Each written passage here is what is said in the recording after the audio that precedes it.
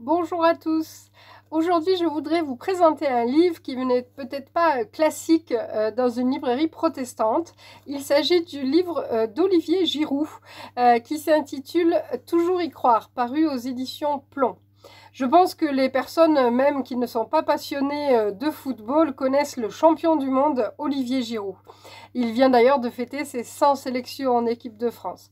Il a 34 ans, il est père de famille et dans ce livre, il va nous raconter son parcours. Alors il va commencer évidemment par sa jeunesse, son enfance près de Grenoble avec ses parents et ses frères et sœurs, la rencontre avec sa femme qu'il a rencontrée tout jeune, comment ils ont grandi ensemble, le caractère très indépendant de sa femme qui veut continuer à travailler pendant de très nombreuses années alors que lui est déjà footballeur professionnel.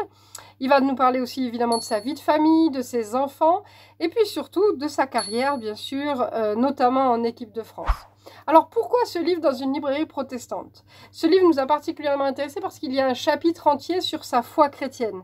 Olivier Giroud est un chrétien convaincu et engagé, qui n'hésite pas à parler de sa foi dans les médias dès qu'il peut.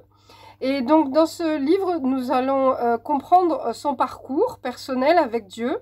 Il va d'abord nous raconter comment sa mère s'est convertie dans une église évangélique et puis comment il s'est intéressé lui aussi à Dieu.